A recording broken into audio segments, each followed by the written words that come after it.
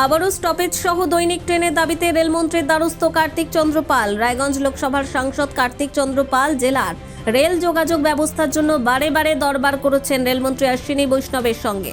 আবারও তিনি মূলত দুটি দাবিকে সামনে রেখে দ্বারস্থ হলেন রেলমন্ত্রী। তার প্রথম দাবি, Radhikapur Anand Vihar superfast express via Varanasi Ayodhya Dham চালু করা।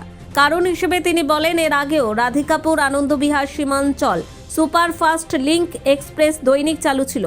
পুনরায় এই ট্রেন রাধিকাপুর হয়ে রায়গঞ্জ, বারসই, কাটিহার, হাজিপুর, বারাণসী, অযোধ্যা ধাম, লখনৌ, চারবাগ, কানপুর সেন্ট্রাল হয়ে আনন্দবিহার টার্মিনাল পৌঁছানোর দাবি জানান তিনি।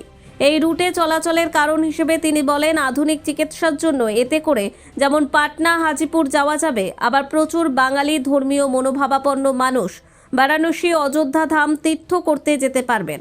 আবার লখনৌ, কানপুরে ব্যবসায়িক কারণেও যেতে পারবেন অনেকে। এতে করে একটি ট্রেনের মাধ্যমে একদিকে চিকিৎসা, ব্যবসা, ধর্মীয় স্থান যাওয়া যাবে, তেমনি যে কোনো কারণে দিল্লিও যাত্রা করা সহজতর হবে। পাশাপাশি তিনি বিভিন্ন ট্রেনগুলির গুরুত্বপূর্ণ স্টেশনগুলোতে দাঁড়ানোর আর্জিও রাখেন। এতে করে দৈনিক ট্রেন যাত্রী, পড়ুয়া, কৃষক, ব্যবসায়ী থেকে কর্মরত নাগরিক যাদের চলাচলের অন্যতম মাধ্যম রেল যোগাযোগ, তারা উপকৃত হবেন বলে জানিয়েছেন কার্তিক চন্দ্র পাল। তিনি জানান, ডালখোলা, কানকি, সূর্যকমল থেকে দমদম এই স্টেশনগুলিতে রেল দাঁড়ালে বহু মানুষ উপকৃত হবেন। এখন তার এই দাবি কতদিনে ফলপ্রসূ হবে সেই দিকেই তাকিয়ে জনসাধারণ। Bureau report, Kulik news.